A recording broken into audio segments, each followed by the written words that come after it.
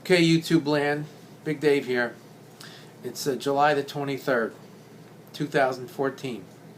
And I thought I would, while I have some time, I would make a quick video discussing some of my thoughts about the clarinet versus the saxophone, embouchure, and things like that. So now I haven't played my clarinet actually in months. It's sitting right here next to me on the table in the case. I haven't touched it probably since April. I don't even know. So I have my barrel and my mouthpiece that I bought not that long ago to replace my old mouthpieces that were really beat up. So I went out and I think it was April I picked up these Rico Reserve, and this is a 10X, I think. I'm looking. X10. There you go. And this is a 3.5 Van Doren V12. It's what I use all the time. I don't. Once in a while, in the past, I used to use Mitchell-Lurie 4.5. I like those. But several years ago, I switched to the Van Doren V12, and I've been using them ever since. So the last time I played this, I guess, was April. I don't know. So what I think you could do, if you're not a clarinet player,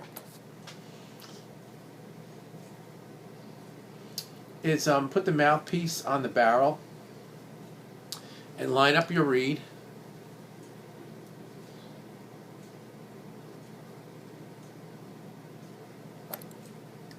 And I'm using today, I actually never used this too much. I bought it because I liked it. It's a Rico H ligature. You know, so anyway, the point is, let's put this together and make a sound. Now, the way I feel about it is the clarinet embouchure needs to be more upright than the saxophone. The saxophone, you're more here, this way. The clarinet goes more behind the teeth. And when I was taught clarinet a long time ago, and I studied with some really good teachers too, years ago in New York and things, we used to talk about ew, like if you were ew, it's something that's disgusting, right? So I think of that ew when I put this in my mouth,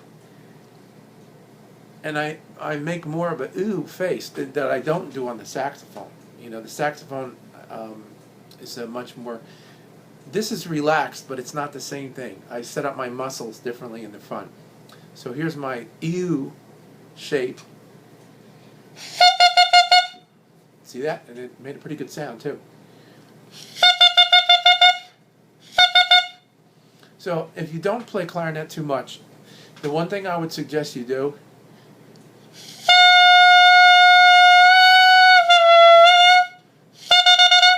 is find your pitch. I don't really know what pitch that is, to be honest with you. I would have to try and figure it out. I don't have perfect pitch. But if you're squeezing too tight, you know, it's no good, because you're going to lose your articulations and all that other kind of stuff. So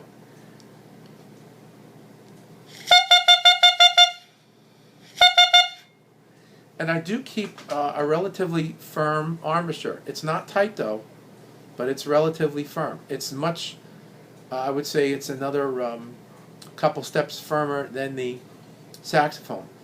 But I'm allowing the reed to vibrate, you know. So, well, let's put the rest of it together.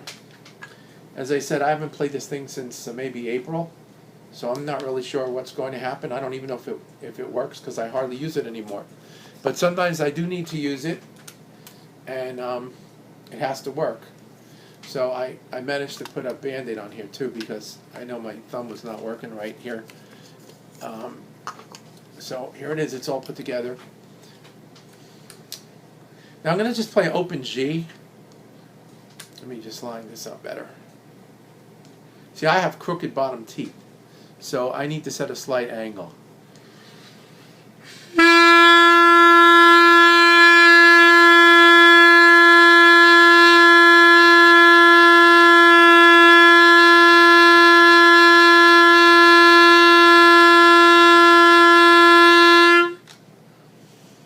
So there's my G.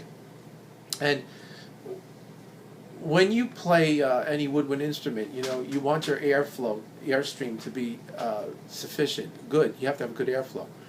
So I'll play a low E. I'm going to close all the pads down. I hope they close.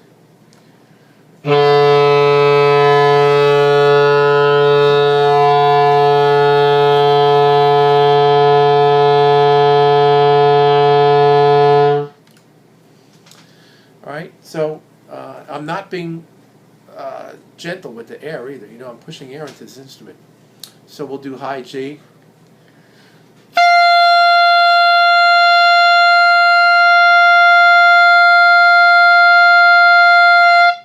And high C.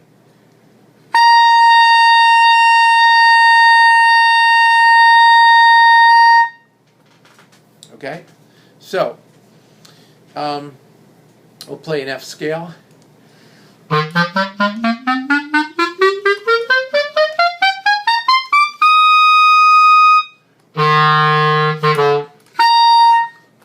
And there's the little beginning from the Weber. Dare I go on from there? So, or some Mozart.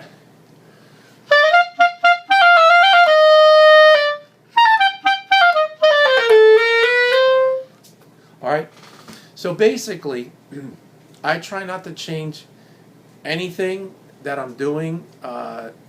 This mouthpiece, honestly, I bought it, like I said, in April. I bought 2 of these. I have another one. You know, I picked it out. I tried a few. I tried the 5, and then there's another one. I don't know what model it is. This is a 10. And I bought them maybe in April, and I stuck them in my case, and I put everything away. I said, oh, this is good enough. And I liked this ligature because I thought it had a good sound. And but the thing is, I play, like I just showed you, more upright and more of an ew kind of a sound, and I try to keep my lip kind of flat in the front.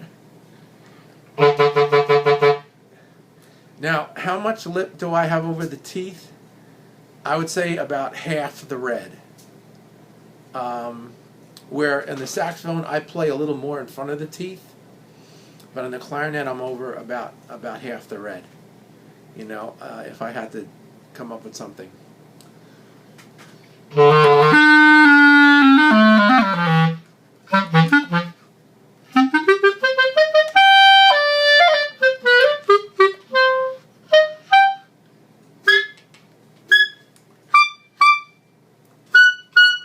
So, you know, you have your high notes, and I don't, you know, you don't want to be squeezing. You just want to have a, and again, this is how I was taught, and I practiced all the time. My clarinet embouchure is just firm. It's not real tight. I'm not pinching and squeezing the reed. Again, my warm-up tone.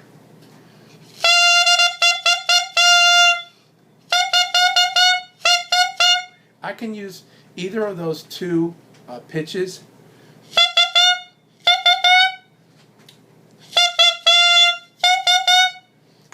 And that gets me through. I'll try to see if I can find out what notes they are, because I really don't know. So it's a G and a G sharp. Now, I mean, I've been playing clarinet a long time, since 4th grade, something like that, so it's like 45 years. That would be my normal position. If I go a little tighter, but I don't, it's almost a G sharp, but not quite. So anyway, I hope this helps you in some way, and if you have a question, as usual, you can always post a question, and I'll be happy to answer it. And there's no one right way. You know, you just have to find what works for you. Okay, have a great day.